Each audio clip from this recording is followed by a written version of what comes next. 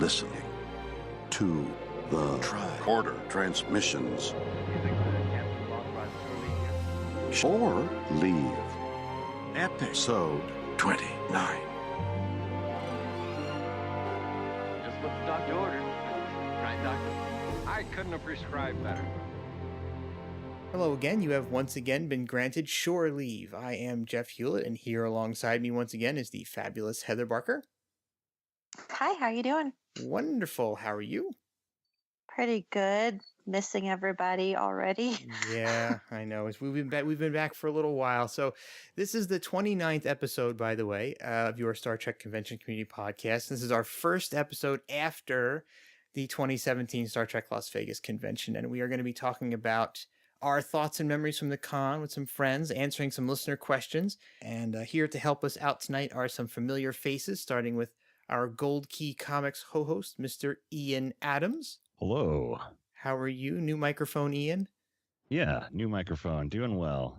Great. Safe travels back from the con? Yeah, it was pretty smooth. Now I'm just chilling at home. And last but not least is our resident Trek food expert, Mr. Adam Drosin. Hello, how are you guys? Wonderful. How are you? I'm very well, thank you. Excellent. So let's see. We have a lot to cover here, but before, I think we want to really quick give a shout out to some of our vendors and friends who help support us and our bingo challenge at the convention this year. So really quick shout to the FanSets folks, Danny and Julie over at Shop LLAP, Mickey over at Make It So, good old Larry Nemechek.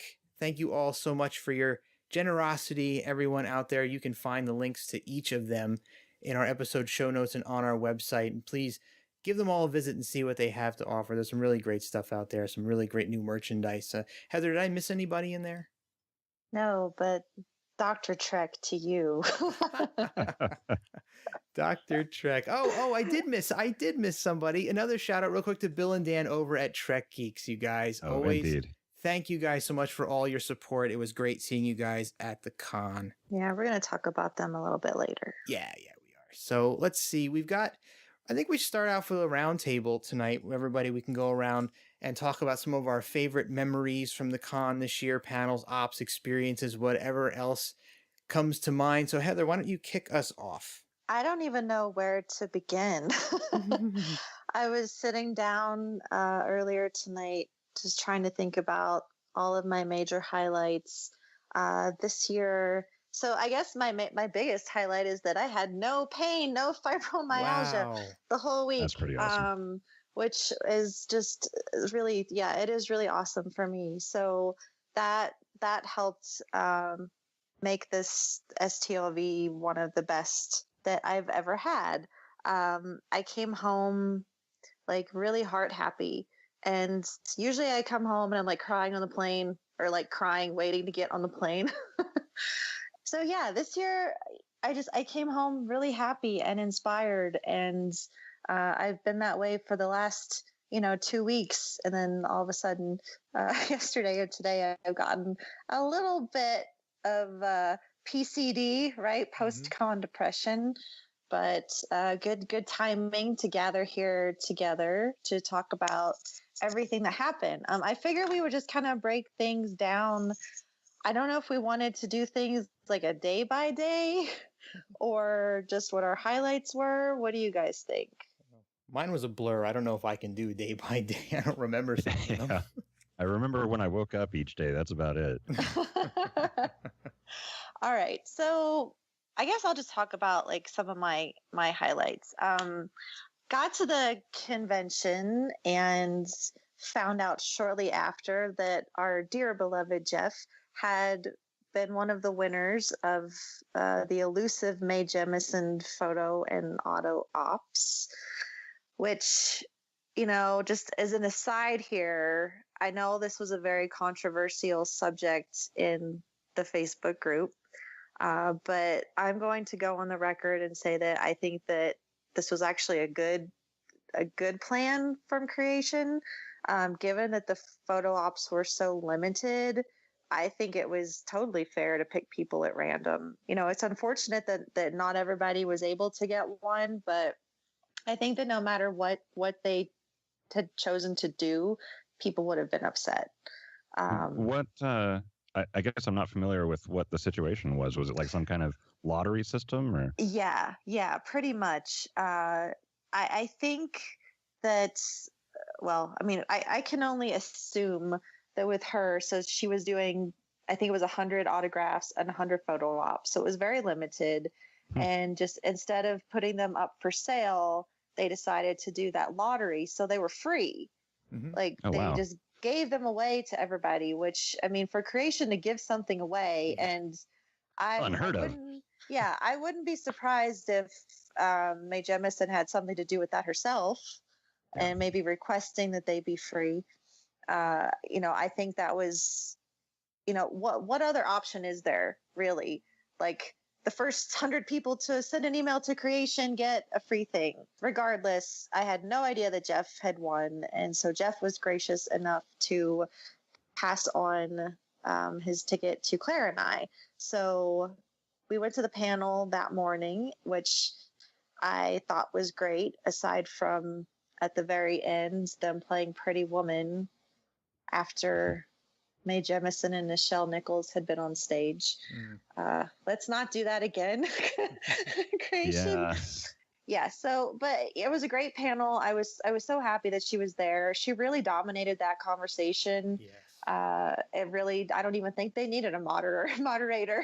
It was just great to see her. And then Claire and I went to get in line for the photo op. And so the fun story for me, we were standing there and we could see that they were filming something. And so I knew that like the DS9 people were there filming, but this doesn't have anything to do with DS9. And so I wasn't sure what was going on. And they came over and introduced themselves to Claire and I, and we're like, oh, hi. Okay. And I noticed as we got closer in line, they were filming us. And so we went up and said hi and did our photo. And as we left, they asked us if we would sign a release. And apparently they're from National Geographic, and they're filming a documentary that Mae Jemison is hosting. So that was just super cool and random. And it's just, I think, a good example of some of the random awesomeness that happens at a Star Trek convention. So thank you, Jeff. That was just incredibly generous of you. And Claire and I wish that Claire could be here. We had some technical difficulties getting her on, but we're both just so appreciative, because that experience wound up being more than we could have ever hoped for. And I hope that everyone who got to meet her had a great time. And, maybe if everyone lets creation know how much we enjoyed seeing her there, they will invite her back in the future, and maybe we'll have another chance at photo and auto ops. That would be super cool. Yeah. So I guess, I don't know. What about you guys? Like, what was one of the highlights that stuck out to you? I had the pleasure of competing against our good friend, host of the Trek Ranks podcast, Mr. Jim Morehouse, in the finals of the Star Trek trivia competition. Nice. And I am glad to announce for the first time on the Tricorder Transmissions Network that in the Trek Ranks ranking of trivia competitors, Jim Morehouse is number 2. Your boy Dro's number 1. I took it home big, you guys. Nice. It was epic. And I got to say, I'm not the only, thank you very much, I'm not the only number 1 trivia competitor on the call tonight. Mr. Ian Adams is also a champion of trivia. Congratulations to you as well, sir. Oh, yeah. Indeed. Thank you. Yeah, that was a lot of fun. I was glad that this year, because they had the trivia last year that was run by the Wikia people. And that one was just really super buggy, like the software that they were using, and the hosts didn't know, that much about Star Trek, it seemed. And this year, everything was just flawless. And yeah, it was a lot of fun competing. Heather, you were there in the audience when I was up there. Totally. It was so random. I was like, oh, I'm going to check out trivia. And then you were there. So I was like, go Ian or something. I don't know. Yeah. I heard you scream from way in the back, but with all the stage lights, I couldn't see where you were. At least you knew it was me. Oh yeah. You got that super cool bag too. The bags were cool. Ian got a cool Spock style blue medical TOS bag. I got a Klingon Batleth bag, which was pretty sweet. And the thing you guys got to realize about trivia, it's multiple choice, but it's also time-based. So you can answer as soon as you got an answer. So I would put in these answers as soon as my neurons would fire. I wouldn't let him finish answering let him asking the question. He'd say, what is the name of the pleasure Riza? And so I was just up there crushing these points, as was Ian. And so, yeah, this wasn't just a win for us two. It was a win for the whole Tricorder fam, as I say. That's right. Bringing home the gold. All right. So I think since we're talking about the CBS All Access stage, I didn't get to see a ton of stuff besides trivia going on. Did you guys happen to see any of the programming there? I saw a couple little pieces here and there. I saw Robert Picardo was up there talking pretty much exclusively about his science philanthropy with Bill Nye, the science guy. I think they have they're the Planetary Society is what they're called, and they do a lot of work with kids and education and just a lot of good science philanthropy. I don't want to speak any more specifically than that because I only caught a little bit of it, but it seems like they're doing a lot of fun stuff, really accessible stuff if you're a fan of Bill Nye from the 90s, and I believe he still has a show on PBS and online as well. So that was pretty cool. I'm trying to think of what else I might have seen on that second stage. Trivia. And they did a lot of photo ops, which I think was kind of fun. They would organize, like, you'd see on the schedule, like, if you got a Deep Space Nine costume, come on by. They'd have the Klingons. And it was just a nice place where you could see people kind of gathering and taking pictures and checking out each other's costumes. They had a lot of those panels, like I said, the Rob Picardo thing. They labeled a lot of them as Inside Trek, where they would interview people like him. Oh, that's right. Yeah, and like Andre Bormanis, like people who would have I caught a minute of him before trivia. People who had a bigger panel, this would be like a smaller one-on-one panel. Even people I know have been on this show before, like Brooke and Eric. A lot of cosplayers were up there talking about how they do their thing. So a lot of smaller, shorter panels. I want to say some of this stuff was 15, 20, maybe 30 minutes tops. So you're not getting these long, hour-long panels up there. Shorter content on that stage. So no Steve Jobs of Star Trek. Not this year. This year. No. Oh, Jesus Christ. I'm waiting for the Inception panel where it's like the fan who fired the phasers who made a presentation. It's just a presentation of him doing his 2016 panel. Anything else from the CBS All Access stage? Did they do the Ira Stephen Bear DS9 confessionals there? Oh, yeah. Yeah, they did do those. I remember hearing a lot of people talking about those. Right. I was in there a couple times when people were up there, and they were all, pretty short and sweet. Yeah, I heard a lot of people talking in the hallways and at other panels about those and how much they enjoyed them. So I'm sure many of our listeners were at them and can give us some feedback on Facebook. Yeah, I know that Ira was looking for like negative things about DS9. It's like there was just so much, positivity going on and everyone wanted to, say great things. And so he was looking for some more critical feedback. And I think he was able to find some of that. But they have since released a little clip on their Twitter, I think, which has like all the people that did the little interviews. Lots of familiar faces, even though I only saw them for like a millisecond.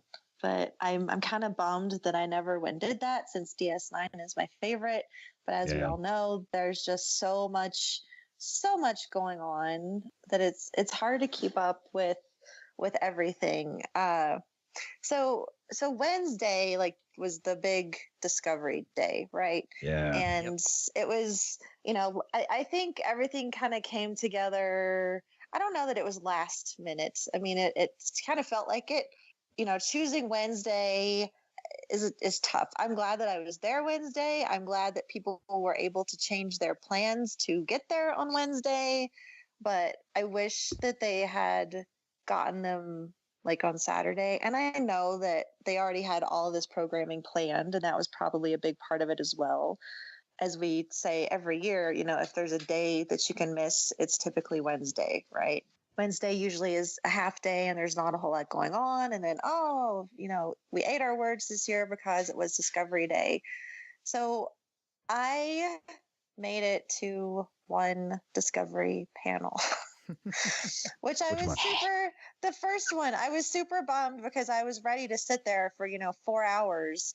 But Tuesday night we had the landing party, which is hosted by Dr. Trek, Larry Nemechek, and Mission Log, and a bunch of people that I'm Trek Movie, Bye Bye Robot, trying to think of everybody.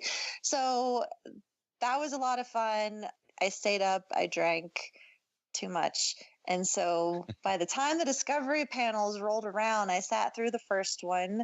And so I kind of realized it was with the writers. I kind of realized that we weren't going to learn anything new. At this point, they can only say so much. And while it was really great to see them there, I was just a little like, okay, well, this is awesome, but not necessarily the best thing ever. Oh, and I hate to be negative about something like that because it's Discovery. I don't mean to interrupt you, Heather, but I just wanted to let you know that I managed to get on the call. Oh my god. Oh my god. Sweet. Geordie LaForge came to my Pac-led spaceship and helped me figure it out. And I'm glad that you popped on to distract me from talking about Discovery. I don't want to sound negative about it, but at the same time, you're right that I can't disagree about the writers panel. The other two panels, though, unfortunately, you left right when the stuff was good, which you could have done that, though. So, this is my lesson to everyone. And we've said this a million times about watch how much you drink. So all those people that bought me drinks, thank you, but I should not have had them because I was just... You sit down, I was in a dress, so I was freezing cold because I'm in the convention center, and my body started crashing. And so I knew I needed to go lay down.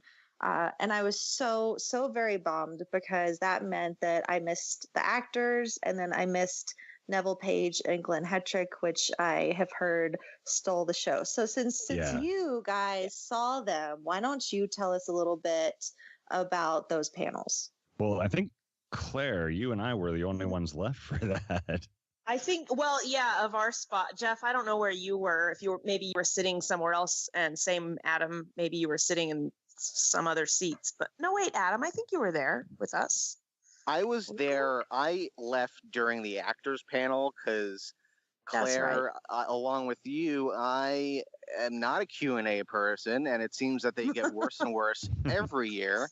And so I conked out during the actors Q&A and was just wandering around the showroom after that because I had just went straight to the first panel the day I got there. So take it away. Give me some deets. Let me know what you thought. Well,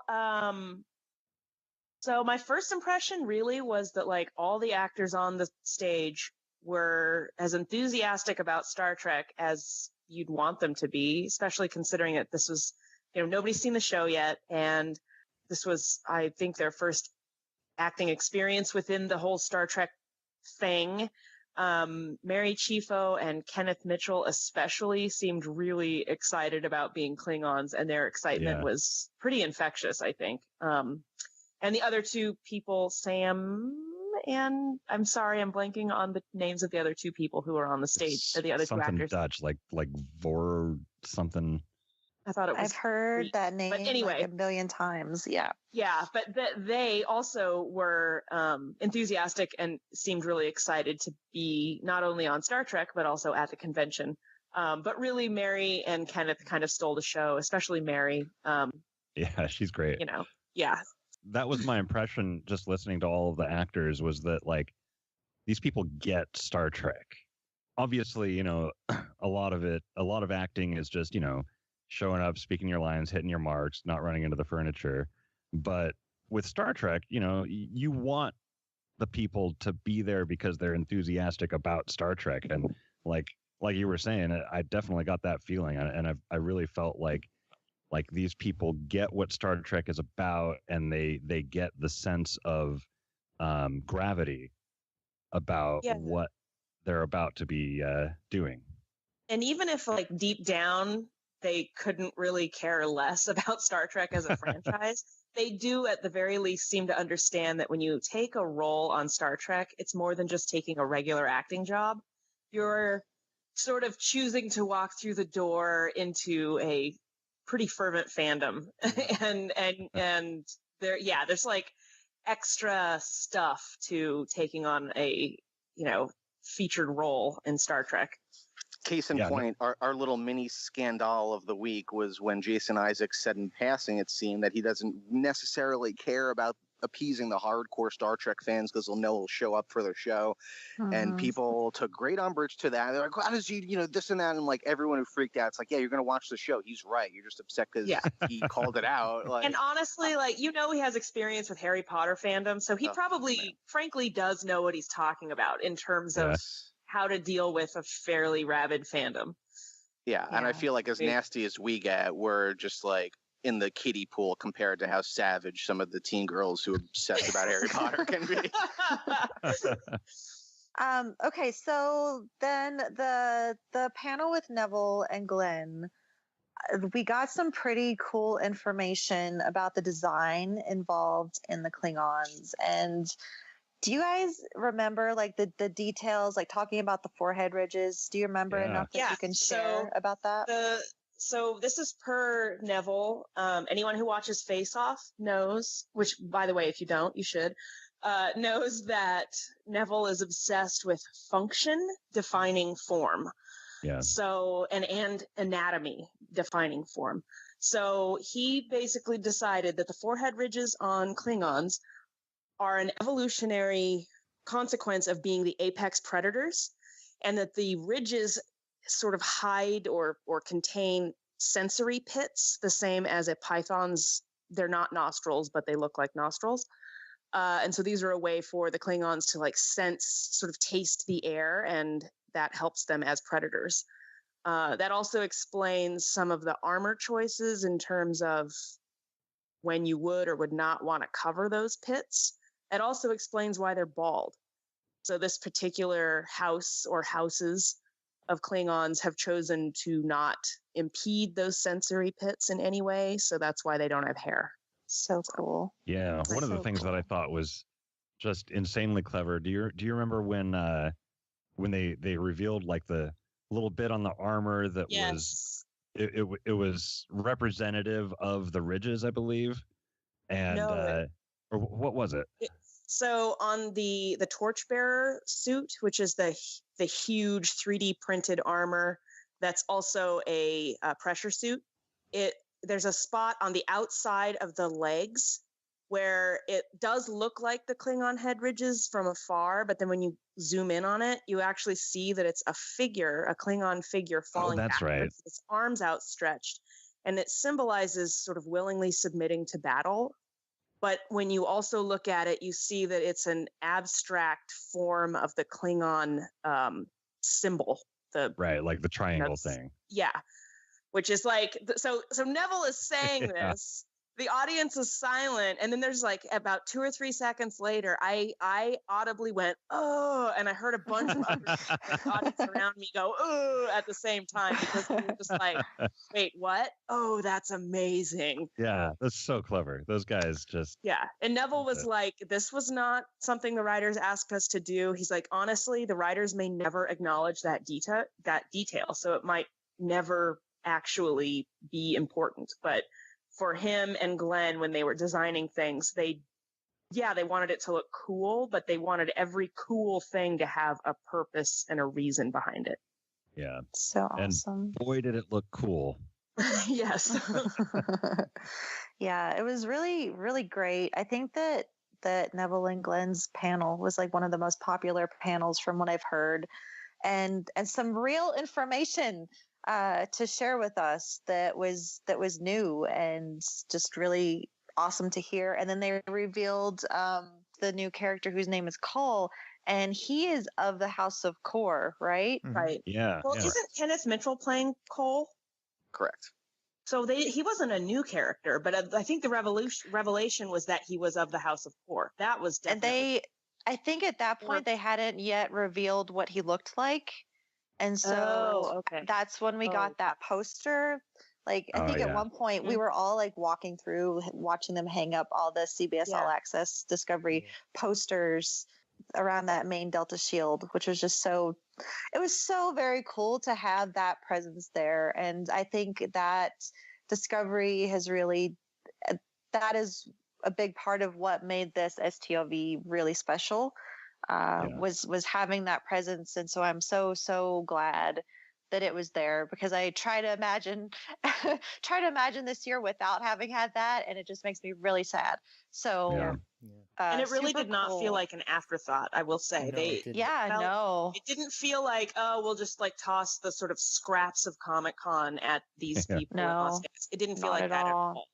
Even if it did seem to like come together at the last minute and they surprised us with all the information, I definitely saw the care that was put into it, and it was just phenomenal. I don't think that any of us stayed around for the comics, the graphic novel panel. Yeah, I did. I did. Yeah, the last one. I did catch some of that. That was pretty good. Again, they didn't really talk too much. I think that their idea is that there's going to be like mini series for these comics, and then the first mini arc of however many issues is going to be about the Klingons and focusing on Cole's character. So they revealed a cover, the first cover with him on it, and it looked a lot like that picture that they revealed of him, that first picture. So it kind of was like a graphic comic representation of that one. That was cool. They talked a little bit about the novel and how it kind of fills in a little bit of backstory. Again, they didn't really reveal too much. They showed the cover, which was okay. It was a picture of Burnham with her back to the camera and looking over her shoulder. Yeah. Just this very, is very David. basic. It's David Mack's book that come out. Yeah. He wrote the book, and he's good. He's written a couple books that I don't really read a ton of. I say he's written a couple books. He's written a lot of the books. I've read only a handful of them, but the ones that I have read that he's done are very good. And so they revealed the cover of that, and he's talking about what he did. And Kirsten Beyer, who was on the writers panel earlier as a staff writer on the show proper, got her start writing the Voyager novels. So she's also serving as sort of an intermediary between the writing staff of the show and the writers like David Mack and presumably Dayton Ward and the rest of the authors that write a lot of everyone's favorite Trek books. She's going to sort of work as the in-between because she knows both worlds so well, which I think is very interesting. That's not something we've seen in Trek before. Yeah, I think I need to start reading more Star Trek books. Yeah, for sure. Well, there are about 1 million of them. I know. That's what I'm like. I have 10 books on my shelf waiting to be read. So one of the things that I just want to mention that was even more amazing, like aside from just having this Discovery presence, was the fact that pretty much everyone who was on those panels was in the vendor's room, was at the convention, if not for the entire weekend, for several days, taking photos with fans. I mean, these are the actors, the writers, Neville Page and Glenn Hetrick. They were all there among us, just being available to us. And I unfortunately did not get a picture with any of them. But I've enjoyed seeing all of the photos from our friends. Just such a generous group of people. I mean, nothing against the rest of the actors, but it's just, I mean, you get a photo with Bob Cardo in the vendor's room, or you may see someone in the hallway and get a quick photo op. But I mean, they were all just like present and there and accessible to everyone. And that's not something that we've had before, or that I've had before at a convention, and for that to be how we're being introduced to Discovery it's just so special. Yeah, Mary Chifo especially, like she sort of she's like entered the same level now almost as Terry Farrell in terms of being this like real positive, like rah Star Trek cheerleader almost, in terms of like helping hosting things. And I don't know, like Terry Farrell just sort of in the last couple of years, I don't know, maybe she did it before, but the last few years especially that I've noticed, she's been like, let me moderate panels, let me give sort of extra time in terms of judging the costume contest and judging the Guinness Book of World Records thing or whatever that was. They should have let her moderate the TNG panel. She was supposed to. Yeah. Anyway, but like Mary Chifo said she wanted to become fluent in Klingon. Like, how cool is that? Especially again, I don't recall her saying that she was like a lifelong Trekkie where this is some sort of dream role. it sounds like she came to this fairly sort of neutral in terms of Star Trek and her Star Trek knowledge. But the fact that she's like so jumped into this role and like who wants to be fluent in Klingon? Like most Trekkies don't even go that far. Right. That's pretty cool. Yeah, and speaking of Klingon, that was another thing that they revealed during I believe it was the actors panel, might have been the writers panel, was that they have like a professional Klingon language expert on the staff that translates stuff into Klingon for them. Well, into and out of Klingon. She tweets some pretty cool stuff. I don't remember her name or her Twitter handle, but either at the moment. She's just like this random woman who lives in Canada who's got, a day job, who just also happens to be the preeminent, between, like, other than Mark Okrand, she's basically the preeminent Klingon scholar, Klingon language scholar. And you guys, quick side note, full disclosure, I do work at Paramount Pictures. I've said on the podcast before, I happen to be walking past Mr. Kiva Goldsman's office right now. I can see in the window. This dude's got a Voyager novel on his desk, people. This is firsthand info. I'm looking at it with my eyes. This is a Shore Leave exclusive. There you go. He's reading a Voyager novel. That's pretty awesome, actually. That's awesome. I didn't realize much of a Trekkie as he is. I had no idea, but I learned that in the writing panel. Yeah. Since we're still talking about Discovery, I figured we would just go ahead and talk about the props and the captain's chair. Yeah. So I waited. There was a line. There was quite a line when it opened, and so I had to keep an eye on it and wait until the line calmed down. But I don't know what I was expecting, but it was so like accessible and awesome. I guess I thought, oh, everything's going to be behind glass, or you won't be able to be very close to it. And I mean, you could reach out and touch everything if you wanted to. Not that I would have recommended that, but right. Big kudos to Creation too, by the way, for the way they handled that exhibit, letting in only a certain amount of people at a time so that it wasn't overcrowded and you could really get a good look at everything and take your time walking through it. I had a really good, I waited until the last day because the lines were really long. Just like Heather said, every time I went by there, the lines were egregious. And finally the last day it was relatively short. So I went in and I got a good long look at everything and got take a lot of pictures, and everything was just amazing. And I mean, of course, my favorites were the phasers, the tricorder, and the communicator. Yeah, those are great. Those were just amazing to see. I was so looking forward to seeing how they merged the styles between the two time periods, and such great detail. And I can't even begin to talk about the costumes. I'm sure you guys have plenty to say. Yeah, well, so the Neville Page and Glenn Hetrick panel, they talked a lot about what they wanted for. They were specifically talking about the Klingon stuff, but I'm sure that they carry this attitude for all the rest of the costumes and everything. Was that like the armor should look like, like something you'd see from the Byzantine Empire in a museum, or something like that. Like, and when you see it up close, you see that detail that they were talking about. Like, you remember the helmet, and it just had all these, little triangle patterns all throughout it that really made it seem like a museum piece, even though like a lot of it was 3D printed, I guess. I also, speaking of 3D printing, that was something Claire and I were talking about during the panel, was how great it is that they're embracing that technology. I think the way you put it was that it would have been so easy for them to just be on the side of like, no, let's do things traditionally and screw new technology. Yeah, I think they could see it as not necessarily Glenn and Neville specifically, but the whole effects industry, the practical makeup effects industry, could see 3D printing as a threat in terms of making the traditional sort of hand sculpting and the physical, real, artistic aspect of it as a threat to that. Just like, 3D print this stuff out. You don't need people to sit and make molds of clay sculptures anymore. But instead, they're really bridging the two. And they were talking about the makeup, like for Saru, for example.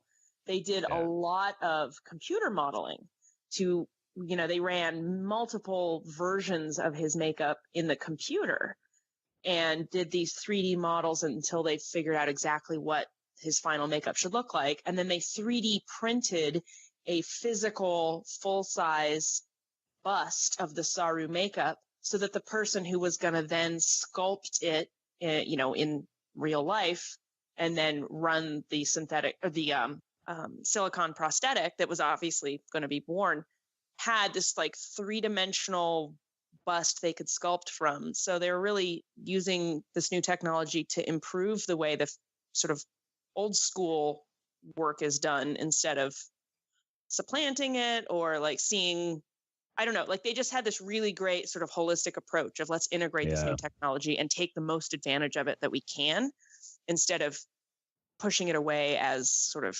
not the way that it's always been done. Right, like being crotchety old men or something. Yeah, exactly.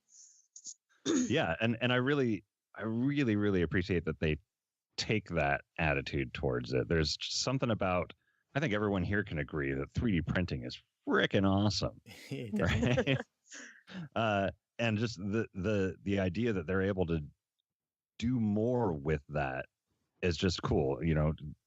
I just loved the work that they did on those Klingon costumes. That spacesuit was pretty great. It was. The Starfleet one. Yeah. Yep. Just the detail of all those were really great. I didn't actually get my photo taken in the captain's chair there. Oh, no. That was actually just by choice.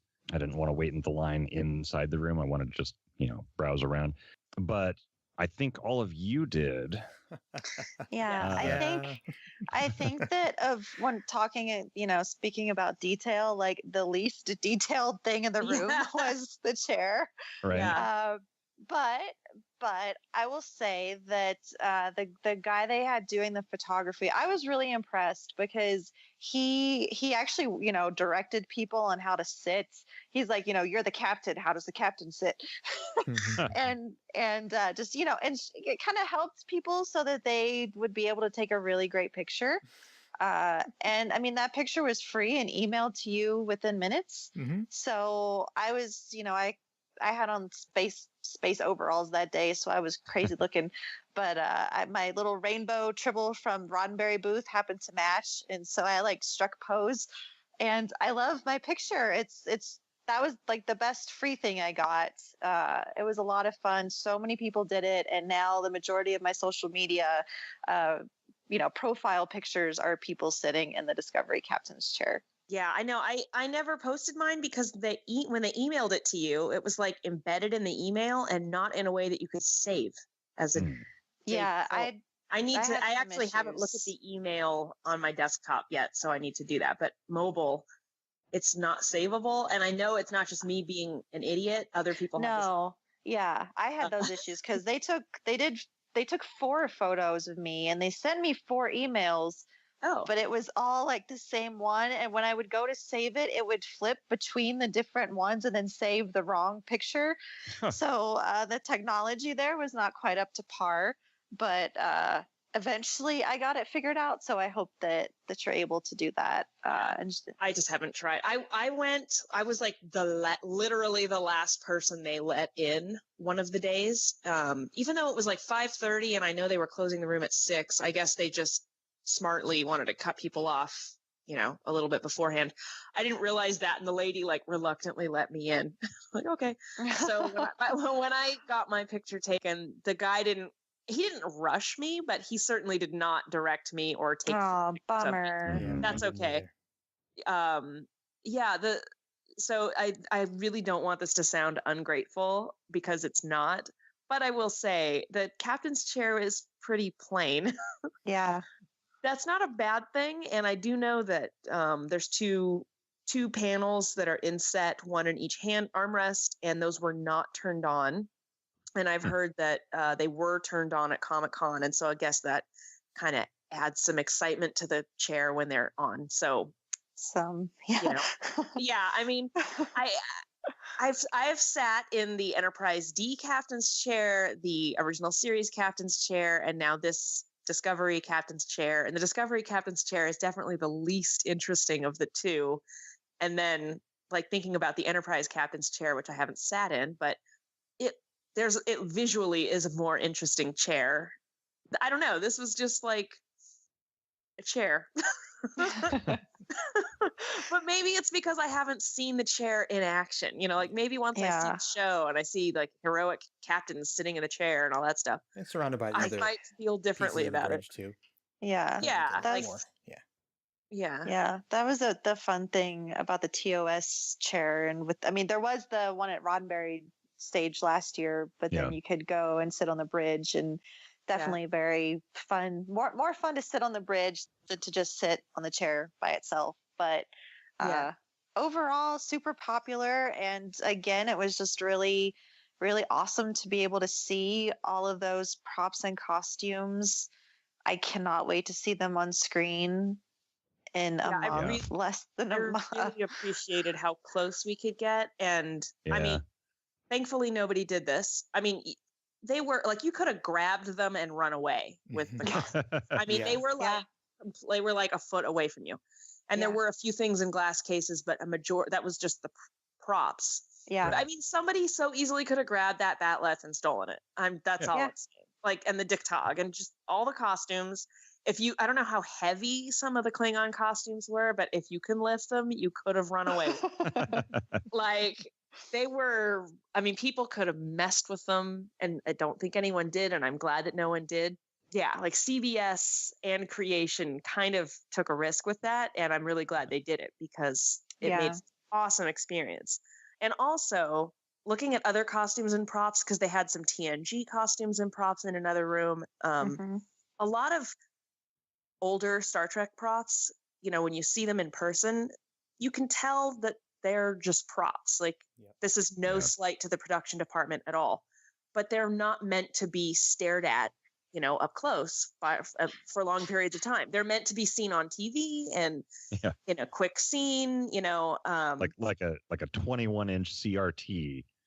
Yes. Yeah. They're not meant to be scrutinized.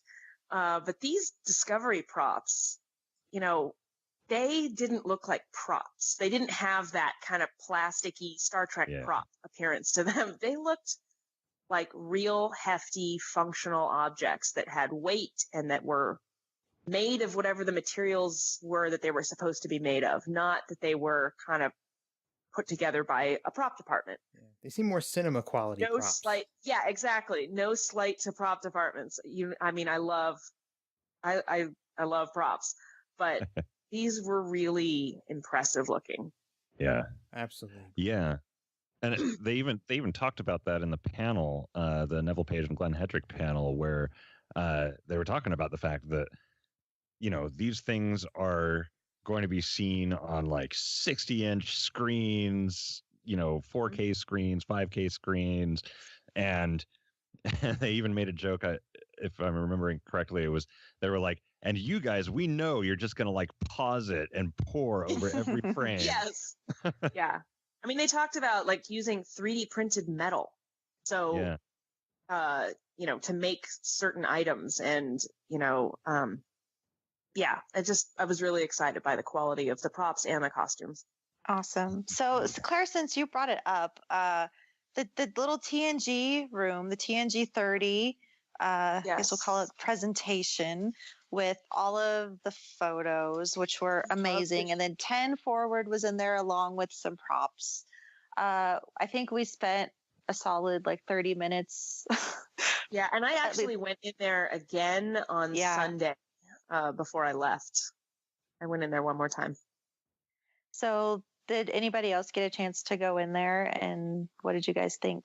Yeah, I poked in there for a little while. It was really, really, really cool. I thought the ambiance that they had in there was really nice. It kind of, at first when I looked in the room from outside, I was like, doesn't really feel very 10 Forward to me. But once I got in there and got up closer and got in there, it was really, really nice. I missed getting a picture in there though, unfortunately. Yeah, I missed the 10 Forward altogether. Just for some reason, I never made it in there. But I remember standing in line for the Discovery room, and you get to look through the door into 10 Forward for an extended period of time, because that's how long you're in line. And it looked really nice.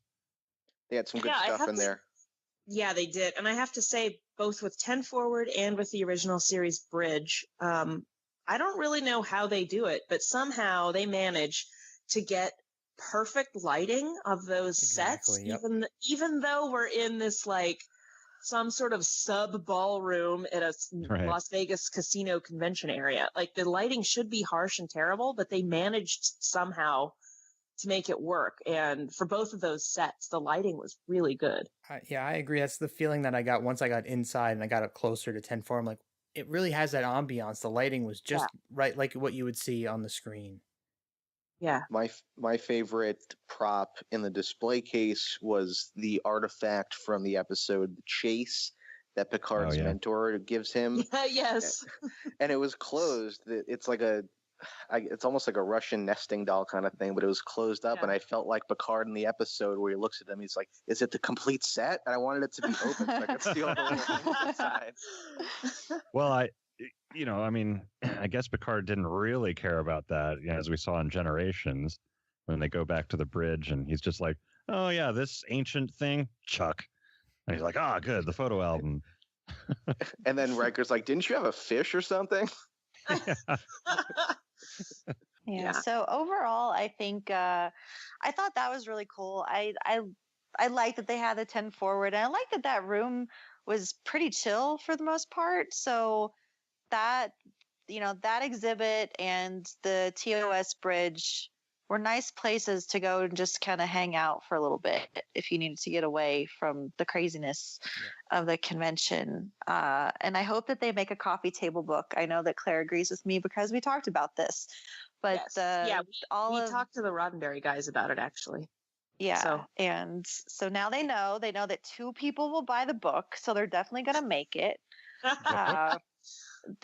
So just a book, like a coffee table book of all of those images that were in the TNG 30 exhibit and more. Because I'm sure they've got more in the archives. Yeah. To anyone who didn't get to see that or didn't go to the convention, the pictures in the 10 forward exhibit were these really awesome curated black and white, like Kodak. I mean, they the way they printed them, they, sort of kept the negative framing around it. So you could tell that it was like, a real camera took these pictures, but they were all behind the scenes shots. A lot of them are like costume continuity shots, or they were just the actors sort of goofing around. And there was like a whole bunch of shots from the first Dixon Hill, The Big Goodbye, where, oh, nice. Gates McFadden was just like working the noir vixen femme fatale angle, like for all it was worth. And she looked amazing. It was just really, really cool photographs that I'd never seen before. They weren't the kind of standard stuff that we've all seen 1,000 times. Really great stuff. So that's why I want to see more of it. Yeah, for sure. They were really cool. And I think for the most part, like the rest of the convention things. So they had the Guardian as usual and the transporter, the Borg regeneration chamber. So really all the same stuff there. They did have someone taking photos at the transporter where they would have you like beaming up. I know that Desiree, I know a lot of people did those, but Desiree did one, and hers is really cute because she did it when she was wearing her vintage Trekkies dress, and it's like one of my favorite ones. So that was cool. It was like $20, so pretty inexpensive to get that done. And then the little gem I just have to point out, because I didn't find it until Sunday, was they had a little photo booth that you could just go in and like put on. They had little props for you to use, but you would go in and you take like 3 photos, and it's free, and you get 2 little photo strips. And apparently it was only there for a limited amount of time each day, which is probably why I never saw it. It was. I walked past it several times. It was kind of outside the vendor's room, but I didn't. Yep. I didn't go into it. Yeah, if I had known that it was there, I would have taken like a bunch of it. All of you would have gone into the booth with me. Yeah, that's the agony booth. We would have gone into the agony. They should have. If they had just billed it as the agony booth, that thing would have been super popular. Oh yeah. Yeah, but that was a lot of fun, and so I'm gonna let Creation know. I did. I posted in their group to please have it again next year, because had I noticed it, I would have gone every day. And there were people that went every day. And so I'm super envious that they got to have that fun. But yeah, just thinking about, around the convention, I think that kind of covers all the new stuff that was there this year. Am I missing anything? No, I think. What should we talk about next, guys? Well, what about talking about a little bit of our some of our favorite panel memories? I know we all have different tastes in panels, and I know some of us went to some and some of us went to another. For me, I think my favorite panel, as weird as this is going to sound, was the LCARS panel. I really had a great time really at the good. LCARS panel.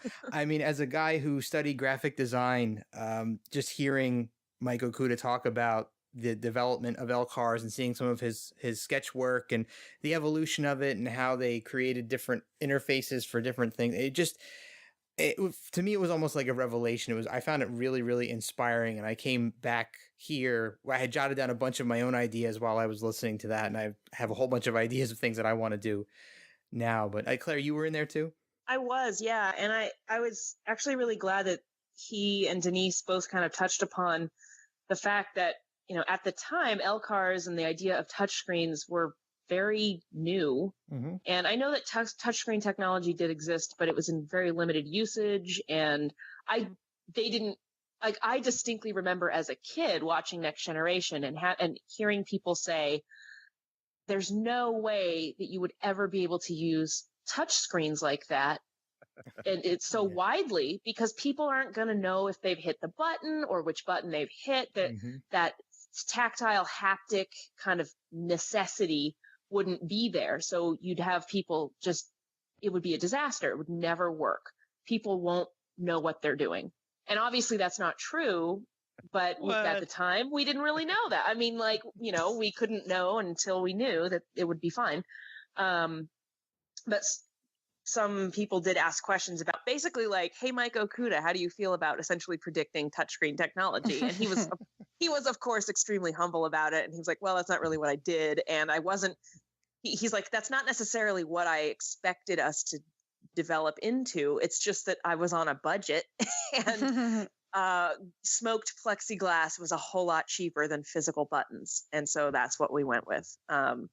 Which is a neat way to look at it. And he just went with what it was futuristic and sleek, but it was also cheap to produce. Yeah. And I loved it. There was one point he made early on about being confused. This was something I was always confused by in the motion picture, the round screens on the bridge with the square or rectangular projections on them and not understanding why they went with round screens. Yeah. And kind of applying that knowledge to future designs. It's pretty interesting. Yeah, didn't he also mention something about a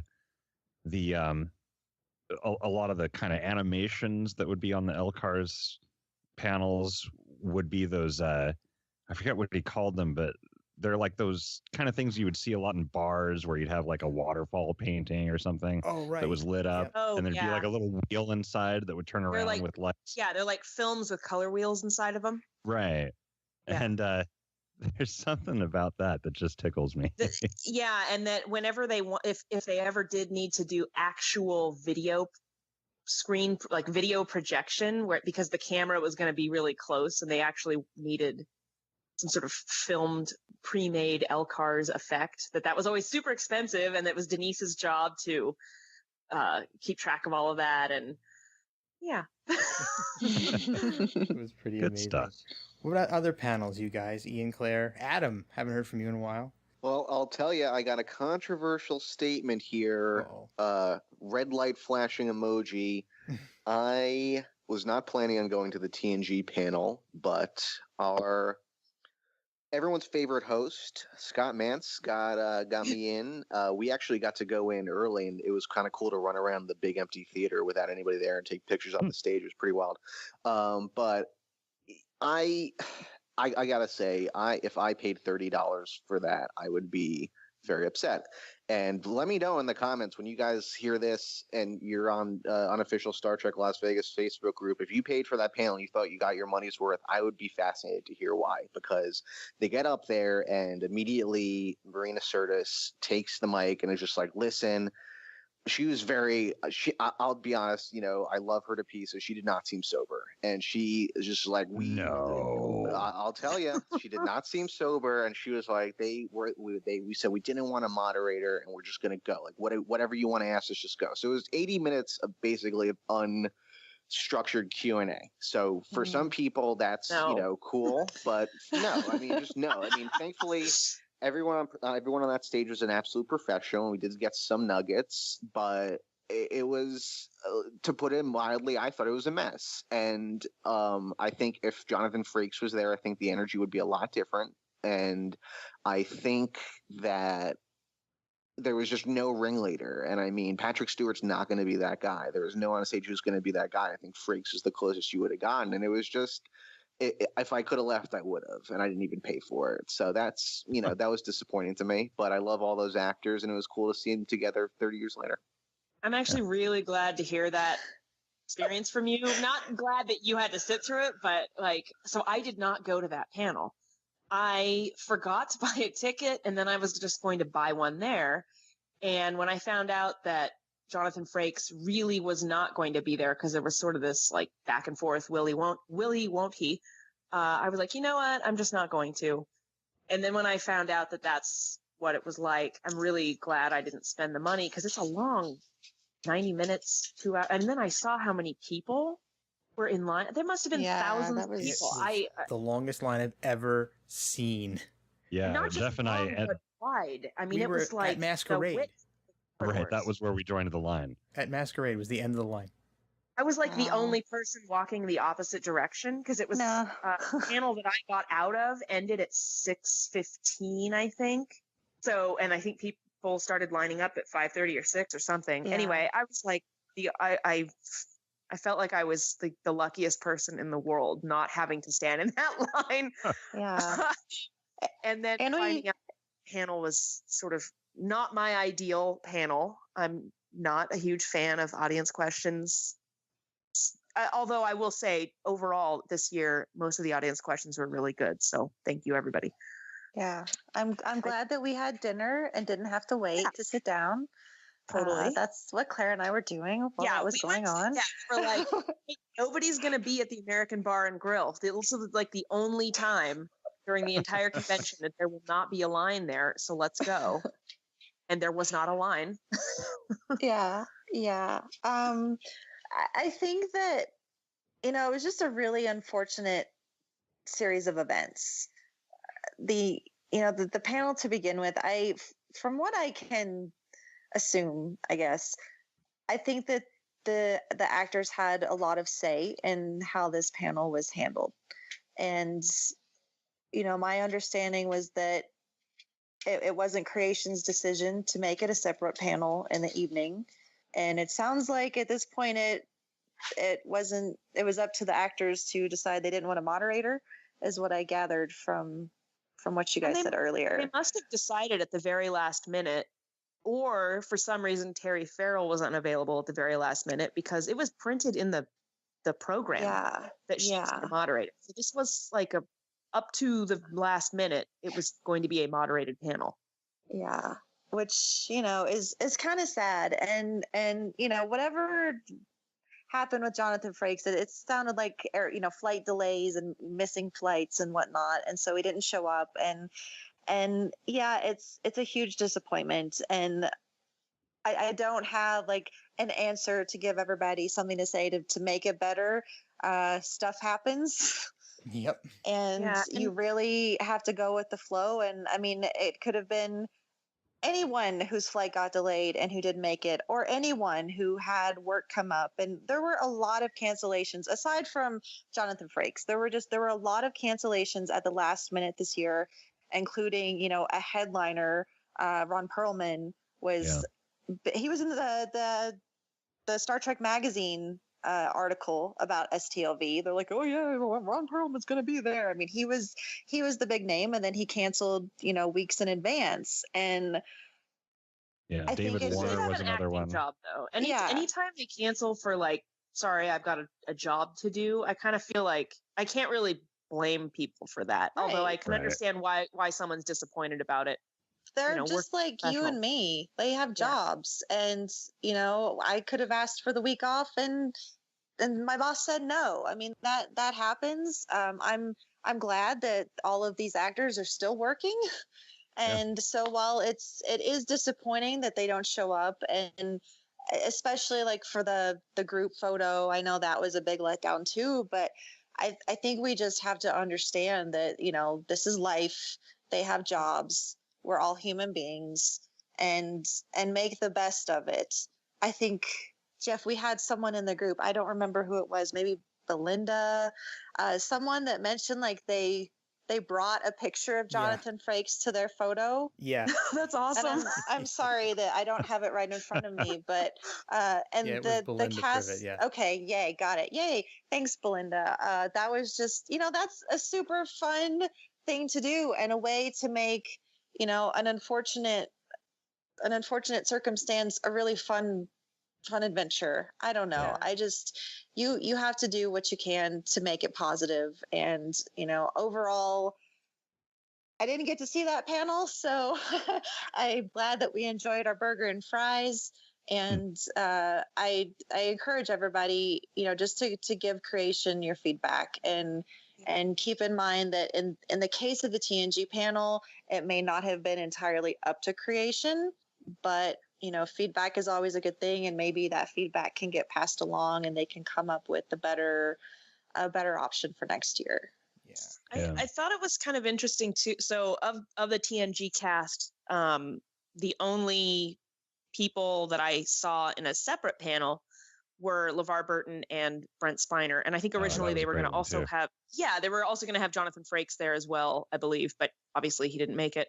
I've seen both of them several times in the past at different conventions, including STLV.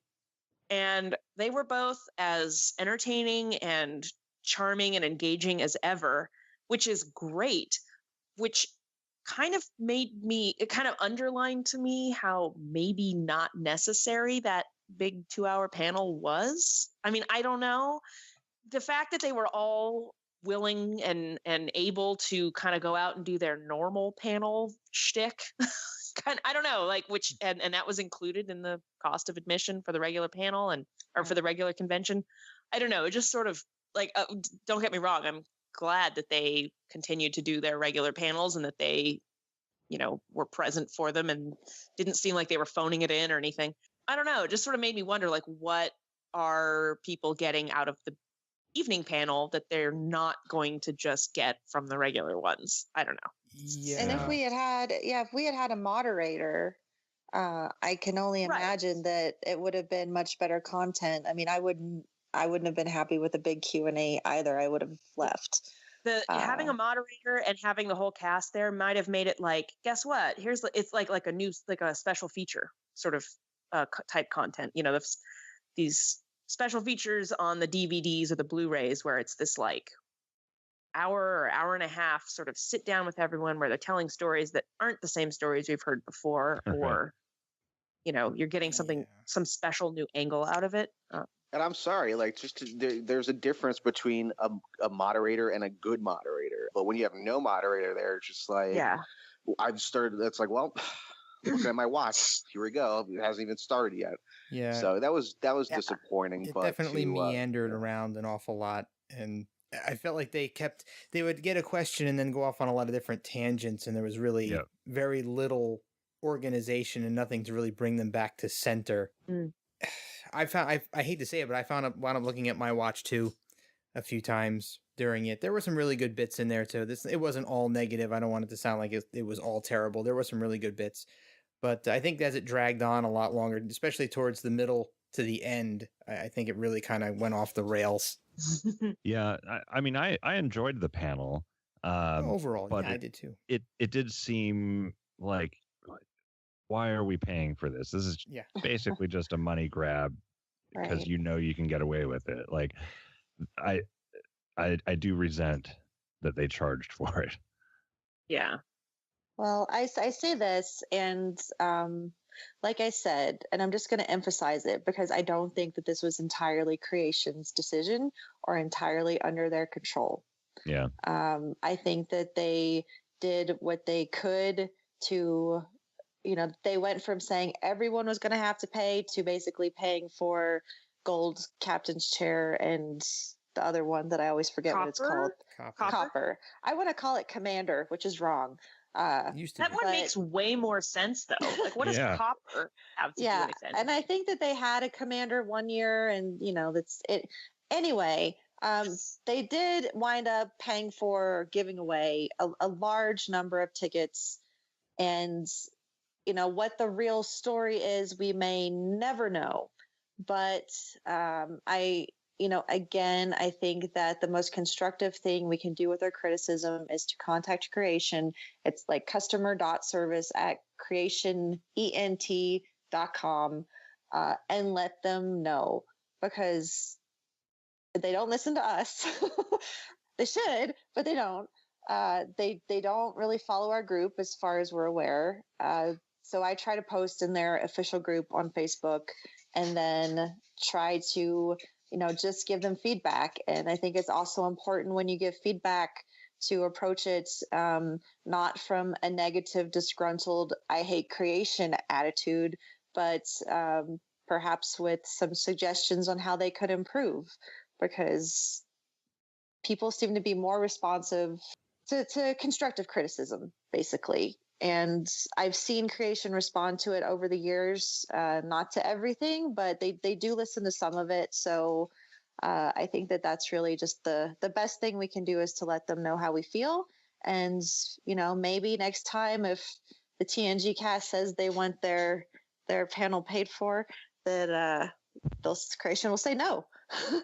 I don't know. But okay, so I don't know. Do we have any more panels that we want to talk about? I personally only made it to Mae Jemison's panel, the Women in Trek panel, which was phenomenal once again, and then the Mission Log panel, which everyone can listen to online now. They've released that episode.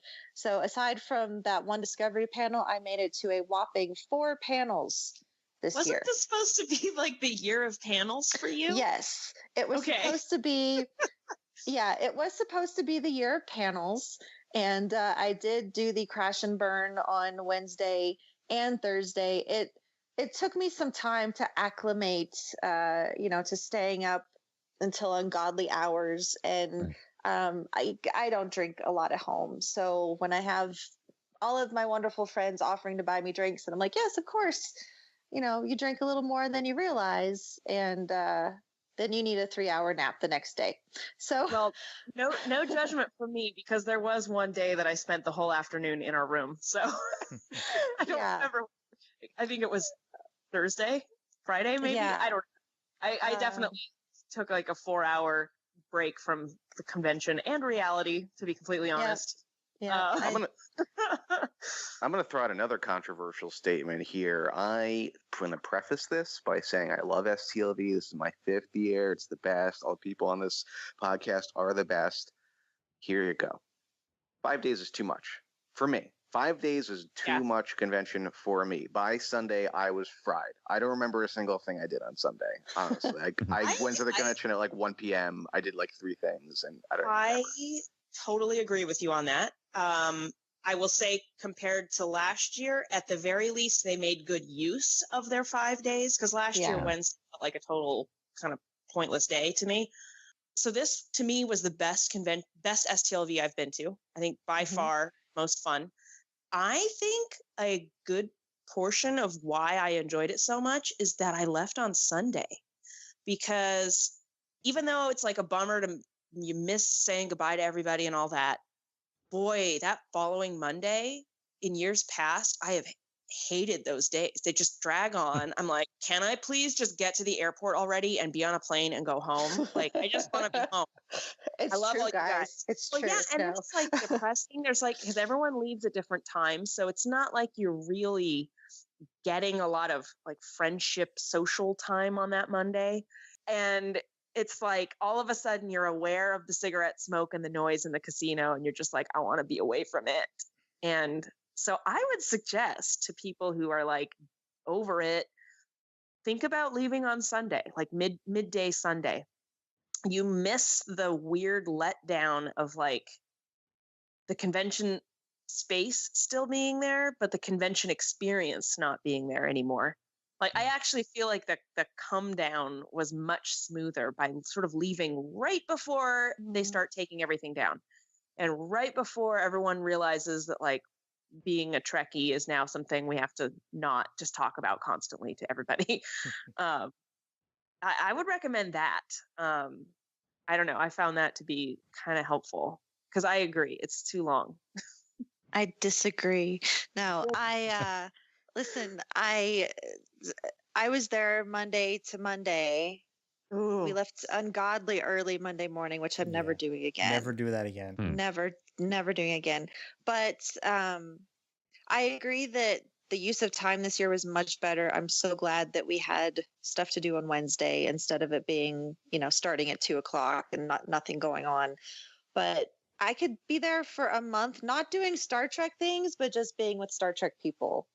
One of the reasons that this was the best year that I've ever had was because I got to connect with a lot more people and spend the quality time with people that are important to me. And that has helped with this post-con depression stuff.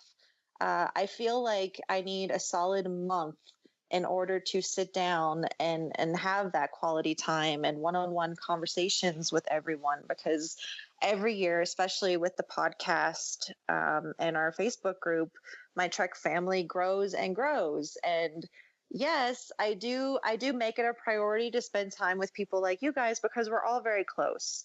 Within this giant world of Trek, we have like our core little groups of people who are our best of best friends, and we only see each other once a year. And so we tend to spend more time with those people than others, but I wind up being, missing that I didn't get to spend time with everyone else too. And even though I did get to spend more quality time with more people, it still wasn't enough for me.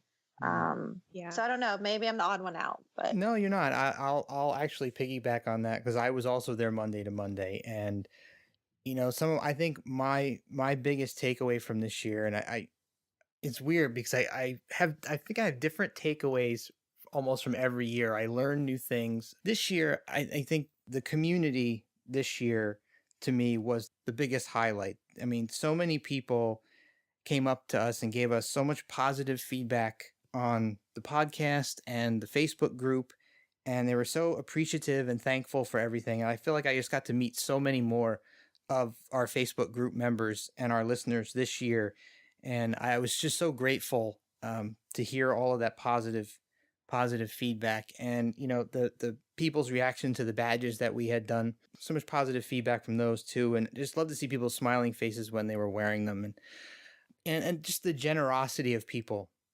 I think I've probably said this, and I know I've said this to a couple of people who listen to the show. I know I've said this out there, and I apologize for repeating myself, but something that I believe for a really long time is that I think one of the most precious gifts that you can give to someone else is the gift of your time. And, it's something that we only have a finite amount of, and we don't know how much of it we really even have. And when someone chooses to spend some of that time on me or to give some of that time on me, it's really very meaningful to me. So, I mean, there were some people that I just met this year who, took time out of their vacations, to help me out, with my Santa Gorn cosplay, and Heather too. Heather helped me out too with that. And Barry and Haley and Heather all took out hours out of their vacation time to just help me do something to bring joy to other people. And that was really what stood out to me the most. And I was just really incredibly generous from everybody. I was incredibly happy with it. And I really appreciate all the time that everybody spent helping me out. We have such a great community out there. And I think that really is something that I can't stress enough as a takeaway from this con. I echo all of that, and I'm going to use that as a segue because we're talking a lot, and I want to make sure that we talk about a couple more things. Sure. Santa Gorn and Santa Gorn's elf. That was so much fun. I'm glad that I decided to be an elf. We didn't make it. We didn't make it around the hall. That was on Saturday. And it was pretty crowded on Saturday. Brutal, yeah. So we got down there, and for those who have never been in a Santa Gorn costume, not only is it extremely hot, Jeff can't see well, so it's difficult to walk around and avoid children and wheelchairs and everything. People just bumping in, props, walking on top of me. It's tough. So yeah, we made it down there. I think we were down for maybe half an hour, 45 minutes. We did the rounds and took a lot of pictures. And there's one picture especially that we've shared where we had a little girl come up, so and cute. it was just like the most adorable thing in the world. It's like one of my favorite pictures ever now. But yeah, I appreciate also people that help Jeff, because I couldn't do it every day, and it's pretty much impossible for him to do on his own. So I appreciate that help for him as well. I think we should talk about cosplay a little bit, and with community and cosplay going on, I want to mention that so on Saturday, our friends Bill and Dan over at Trek Geeks did Scans for Paws. So they were raising money for the Nevada SPCA. They had been doing it for months up until the convention. And even as this podcast goes live, the GoFundMe will still be up. So if you just Google Trek Geeks Nevada SPCA, the GoFundMe will pop up and you can still donate. They have raised at this point almost, I think, $2,400. So this turned out to be a really amazing event, because it wasn't just Trek Geeks. Pretty much every podcast out there started offering to match their selfie challenge. So Saturday morning, they were walking around in the scans, and anyone who came up and got a selfie and then posted on social media and tagged Trek Geeks and Nevada SPCA and Scans for Paws, Bill and Dan donated $1. And so pretty much everyone, like Mission Log, G&T Show, Trek News, and I know I'm missing like 5 other different podcasts. I think Trek FM, pretty much everyone out there matched what their donations were. And so we got in on the fun and added Trek Geeks to our STLV bingo challenge. Yeah. So huge thanks to everyone that not only participated in the bingo challenge, but who donated not just $1, but more than $1. Yes. We were so excited that we helped raise, I think, around $70 just with those donations. And then we took some of the money from the sale of the badges and donated that to match. I think we wound up in total with our donation and everything from our listeners who played the bingo, it was around $200. Yep. So it was so much fun. I dressed up as a space puppy. Don't ask me. It wasn't the Spock's dog. I was just some random space dog, but it was so much fun walking around with them. Seeing all the people out to support that cause. We're so happy to participate. And I think next year, we're all going to try to team up and do an even bigger charity challenge. So we'll keep everyone updated on that. But it was just another really great show of community across the board. And the fact that so many other podcasts and podcasters, John Champion, who I did not know would be in a scant, was also in a scant. So we had 3 guys in scants. And I guess there could have been more if they had sent out the call. But it was really cool. The scant signal. Yeah, exactly. The scant signal. Yeah, so that was a really great thing. But we had some pretty cool cosplay within our group. Adam, I think you had kind of an obscure cosplay this year. Oh, yeah. Well, as everyone knows, it has been a long road getting from there to here. And there are certain characters in the Star Trek canon who receive more love than others. And I, much like our dear friend Heather Barker, have an affinity for the runts of the litter and want to give light to those who don't normally get a spotlight. So I was trying to think of something that would be fun and easy.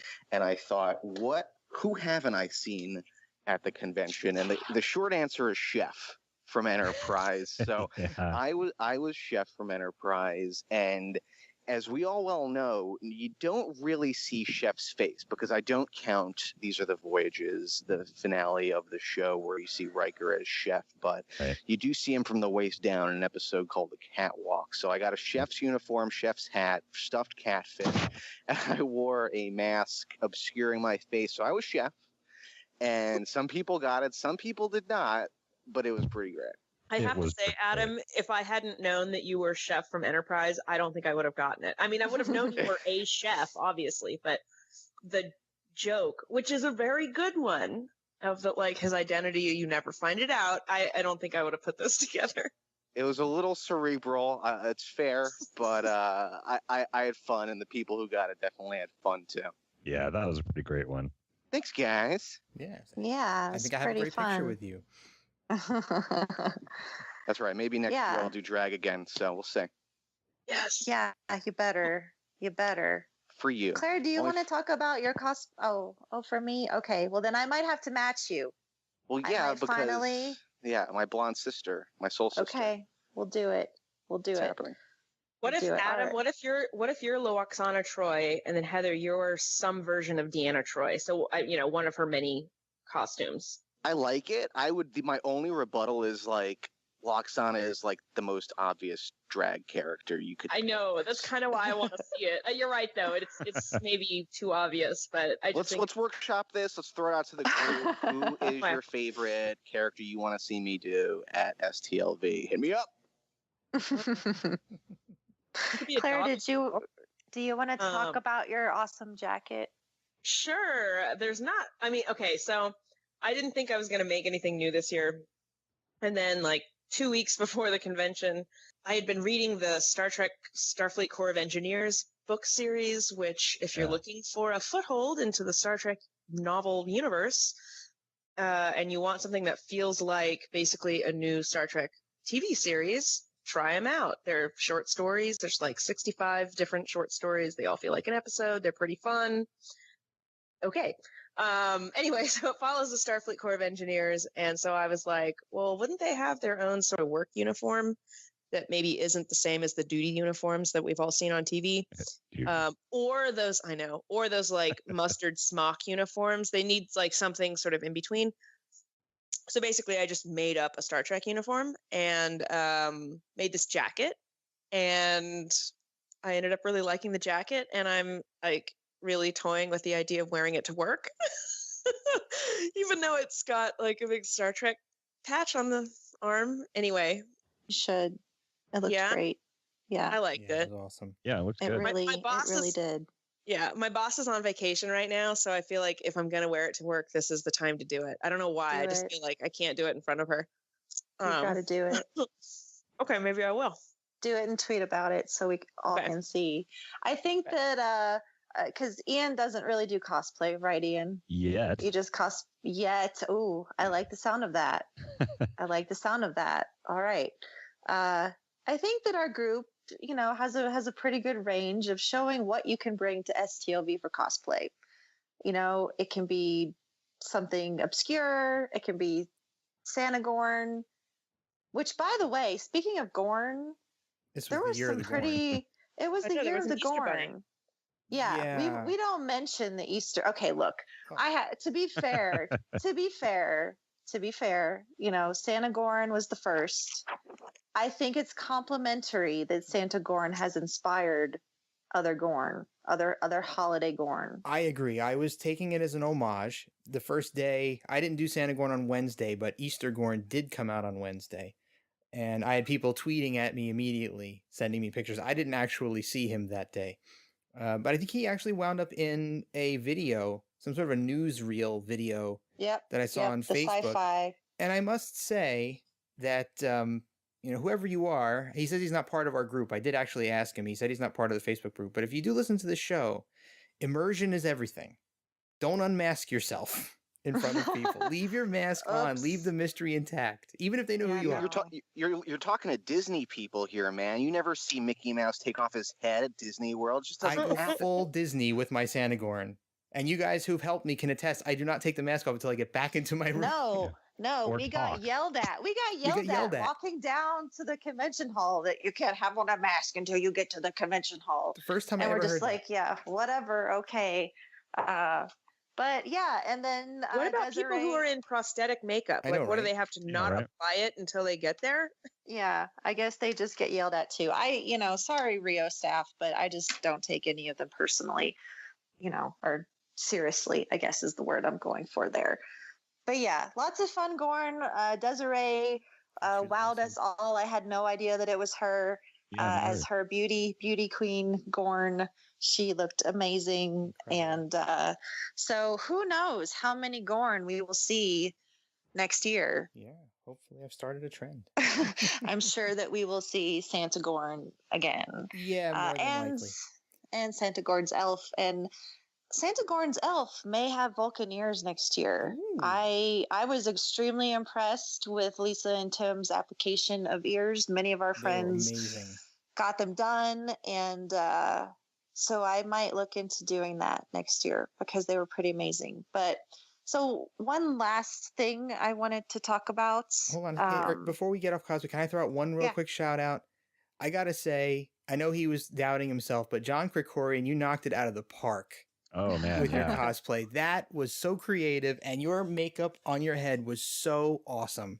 So Perfect. hats off to you, John Krikorian, contributor to the show. Everybody knows who he is, but I thought he really did a great job. Yeah, lots of good pictures of him that we got around. I think everybody would agree. Yes, it was a kind of a takeoff on Let That Be Your Last Battlefield.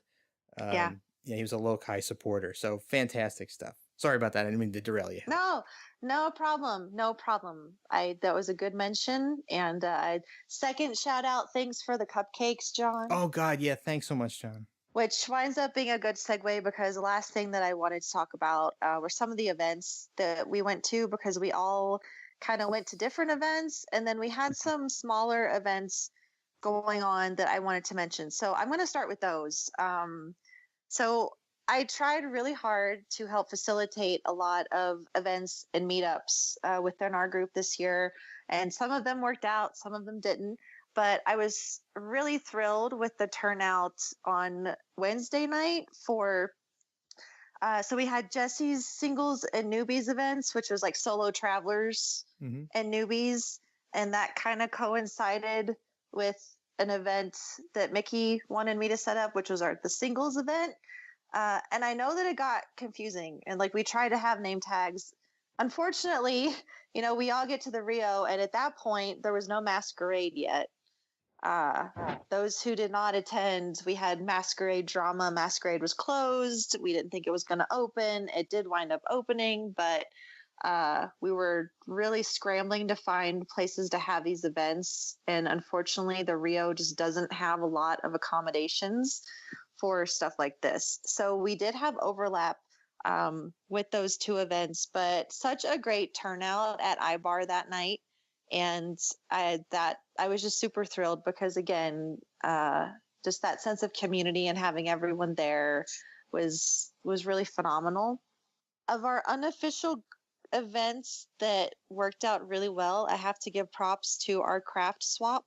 Yeah. The craft swap started off as just an idea, a tiny movement, and we wound up changing it from having a 1-day event to pretty much a 5-day event, which I think we'll do again next year. But holy cow, guys, that just blew me away, because not only were you guys, making really awesome things to give away for free, but y'all were like putting your names on it and your email and your website. And that's such a great idea. So thank you everyone who participated. Thank you for keeping that alive on the days that I could not be there. I'm so proud and touched and excited. And we had people asking why it wasn't on the schedule. So can you tell I'm just really pumped about it? It's just such an awesome thing. So thank you to everybody. We will definitely be doing the craft swap again. And I plan to keep it an unofficial thing, but if we have the interest, I can reach out to Creation and see what will happen there. But But so there were two parties that we got split up and went to. I think I know that you went to the FanSets party, Jeff. Yes. Did you go? Like, who here Yeah, went to that? Yeah, me too. I went to the FanSets. I think I drove with you, Jeff. Yeah, you did. Yeah, you drove over with me. Yeah, that party was absolutely amazing. I was blown away by I'm so grateful that all the people that showed up for it because they're definitely going to be able to get the bigger space for next year's party. Because I know that they were told that they could have the place that they had, and depending on the crowd size, that would judge what they were going to get for next year over at Right. Caesars. And they packed that place. Yeah. And Yeah. people had a great time. And Bill and Dan did a great job emceeing that party. Yeah, that Leave was it to fun. leave it to the Trek geeks to get such an amazing turnout for an event well off site from the Rio. Nicely done, fellas. Nicely done FanSets too. They had a great showing as well this year. Amazing merchandise, and I think I was surprised to hear that last year was their first convention ever, and they've certainly Yeah. blown up. So a huge year for FanSets, huge year for Trek geeks. Congrats to both Yeah. groups for a great Yeah. event. And they're so generous. The FanSets people they gave away so much stuff. I mean, at that party alone, they had a huge box of pins. They just gave away everything. So kind and so generous and such great. I'm so glad that they've been on the show and they're coming back on the show soon. We can talk more about it with them then. Yeah. I think we have a surprise set up that we'll tell everyone about down Yes. the road for our group. But yeah, I just have to say congratulations to both Trek Geeks and FanSets. I was listening to the Trek Geeks STLV recap today with our buddy Drosin, and they had Lou on, and I seriously got choked up because, you know, not only and I'm going to get choked up again. Oh man. Okay. Not only am I so proud of Bill and Dan for all that they've accomplished with their podcast and putting on this event, but to hear Lou talk about, you know, how much they value the Star Trek community and the fact that, you know, our support, the support from us as fans is what has helped get FanSets to where they are. You know, they were able to take the numbers from their sales at Star Trek conventions and online and then prove that, you know, they've got what it takes, and they are just skyrocketing. Like, they're in Target now with their Harry Potter Yep. pins. They've got exclusive pins. They've got exclusive pins for Star Trek Discovery. They've had exclusive pins for San Diego Comic-Con, like pretty much all the big conventions. It's so crazy awesome. And all And the can I just feels. say, while I was on the bus yesterday, riding the bus back home from work, some guy was like, "Hey," and started asking me about my FanSets pins that I have on my purse. Nice. So there. Yep. Yeah, it's a pin revolution. We are happy to help support that. And, you know, we're excited to see where FanSets goes and happy to help support them. So I hate to say this, and I wish I could have split myself in two.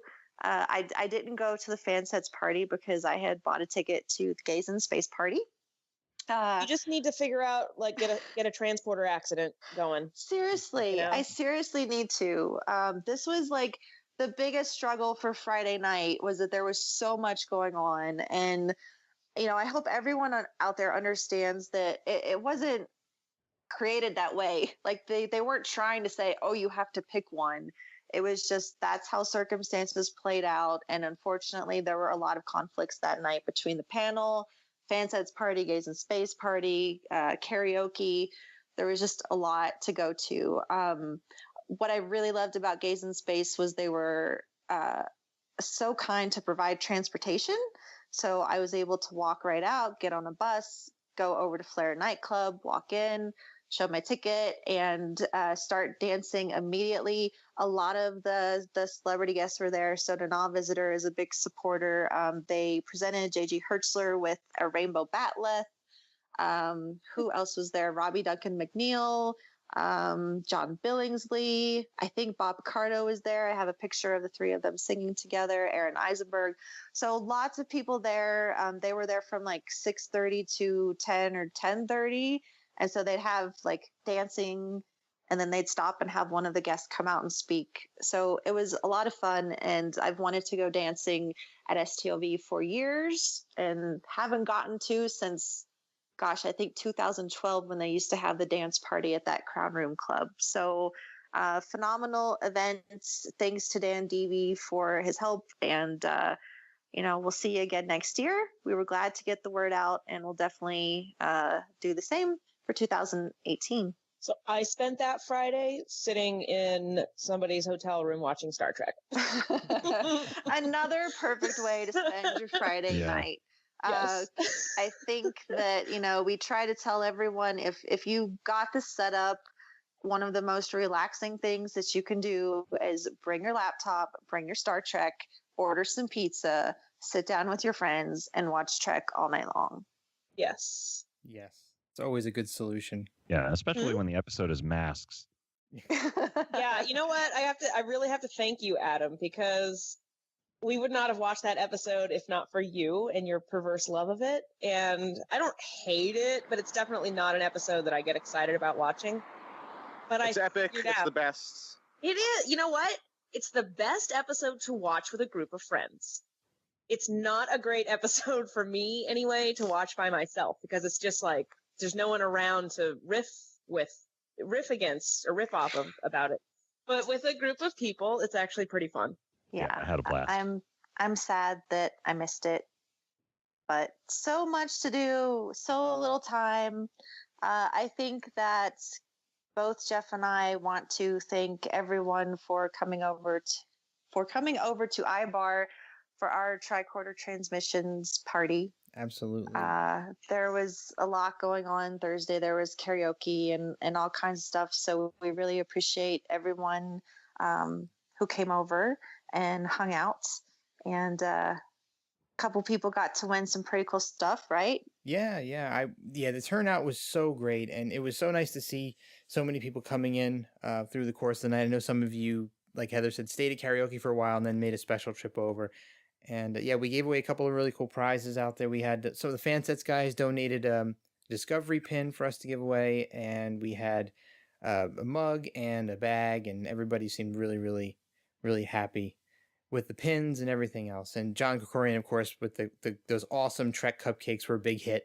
Everybody was taking pictures of them, so I'm surprised we haven't seen more pictures of those cupcakes pop up in the Facebook group so far, but they were really, really awesome and really well done. So it was a lot of fun. I had a great time. I think we'll have to do it again next year and figure out something. We might make it a little more intimate again next year. I think we missed that aspect, but we were glad that being at iBar was a nice open place to have pretty much everyone join. So thanks everyone there, and to everyone that played STLV Bingo Challenge. Please give us your feedback. This was very kind of spur of the moment, last minute thing that we put together, and we've had a lot of people ask for us to bring it back, but we also heard that it was difficult to participate with everything else going on. So I think at this point we're probably not going to bring it back unless people really, really want it. So definitely reach out and let us know. If we do bring it back, we'll probably restructure it some. I think that we learned some lessons this year on doing these things, which it's good, and we hope that everyone understands that we're learning. We're not professionals. We did these things out of the kindness of our hearts because we love everyone, and we wanted you to have a fun game to play and a fun way to win things, and we wanted to fulfill a need with the name badges. Like Jeff said, it was really awesome to see so many people wearing the name badges. We raised a lot of money, some of which went to the Nevada SPCA, and we've not yet announced it in the Facebook group, but I'm just going to go ahead. I'm going to go ahead and let everyone know that the rest of that money, which was about $400, is being donated on behalf of Leonard Nimoy to essentially his pulmonary doctors research team at UCLA. That money goes towards COPD research. So we had mentioned it, and we should have mentioned it. One of the most phenomenal things that we saw at STLV was remembering Leonard Nimoy, the documentary by Julian David. And that I don't think I can talk about that right now without crying. So I'm just going to say that when it comes out in November, right? Yes, It's going to be released on PBS and then Blu-ray and everywhere else. Just go watch it. Make a point to sit down. It's a lot of really wonderful stuff about Leonard Nimoy, about the Nimoy family.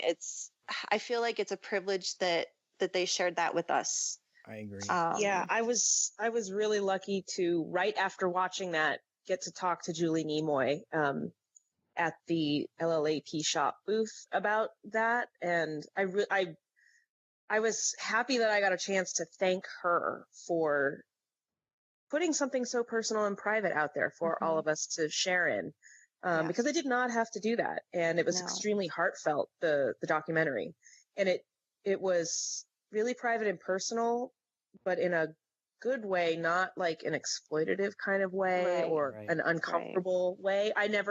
At no point while watching it did I think, I don't think some random stranger, should be watching this. It wasn't that kind of private. It was a warm kind of private. I don't know if that makes any sense, but so I was really happy to be able to thank her for it. And if anyone out there has already seen For the Love of Spock and thinks, well, do we really need 2 documentaries about Leonard Nimoy's life?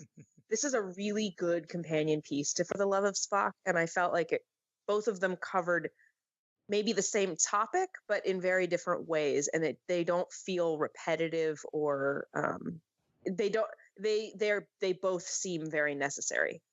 Yeah, it's the entire family participated in this documentary, which is a big part of what makes it special. So it's hearing from everyone, and a big part of it is sharing information about COPD, which is not a well-known disease, even though it kills a lot of people. And I know that Leonard Nimoy would be extremely proud, and I'm going to cry. So it was, I lost an uncle to COPD, so it touches me personally. Our friend Bill over at Trekkie's just recently lost his mom, so it's something that's resonates with me on a very deep level. And I think that they just did a phenomenal job educating about COPD, along with sharing a very personal story about his life and his death. Completely agree. I couldn't keep my eyes dry for about the last half of the movie. Oh gosh, it was so emotional and heartfelt and wonderful, and especially after hearing Danny tell us her story on one of our previous Shore Leaves, and then hearing some of that same stuff in the documentary was just really, really touching. Yeah, once they started bringing in the family members, that's when I pretty much lost it and cried the rest of the way. We're extremely grateful for our friendship with the Nimoy family. We are extremely proud of Julie and David for the documentary, and for Danny and her success at the convention, along with everyone else. We're so proud of Mickey, FanSets.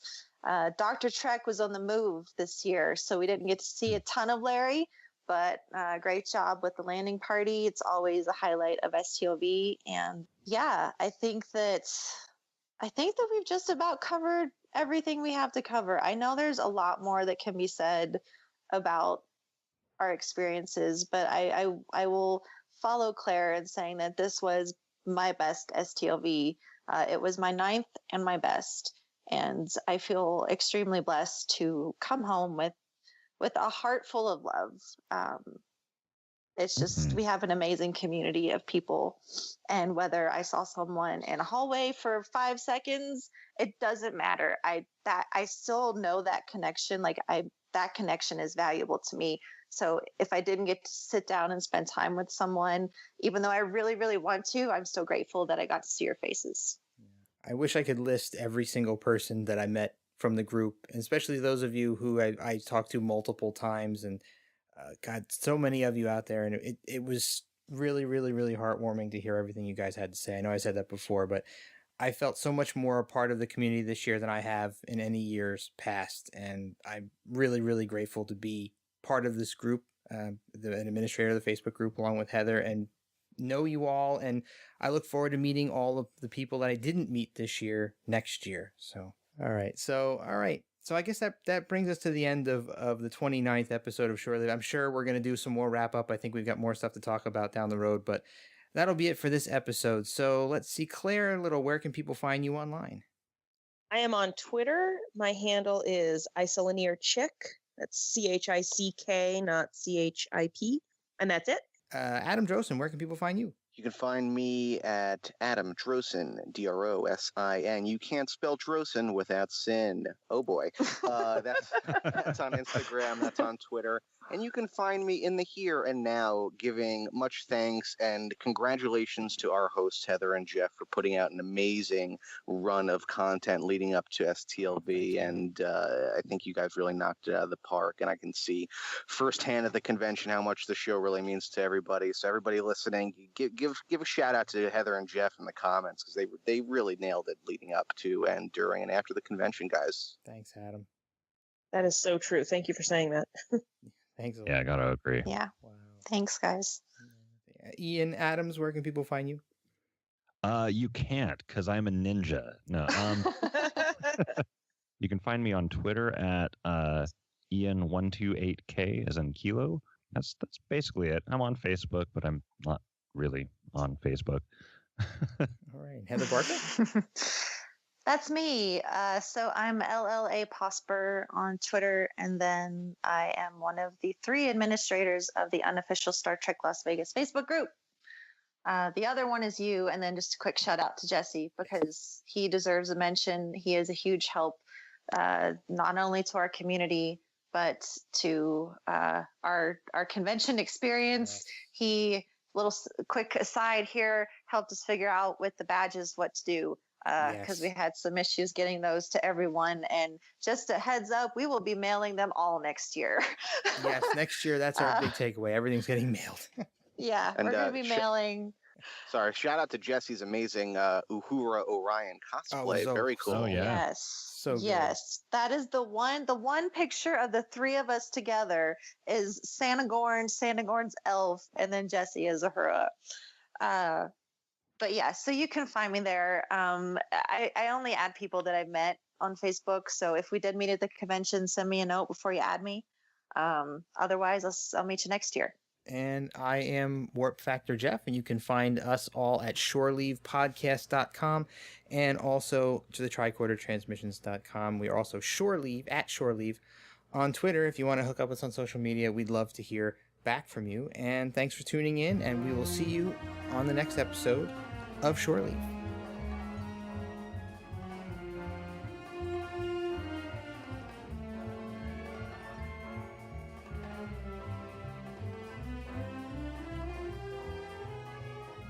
Hi there, thanks again for listening.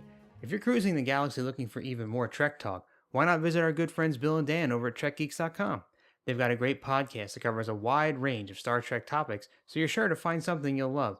And if you're in the mood for some awesome tunes, then you really need to head over to 5yearmission.net. The guys are writing a song for every episode of the original series, and each one is absolutely brilliant. So that's TrekGeeks.com and 5yearmission.net. Check them out today.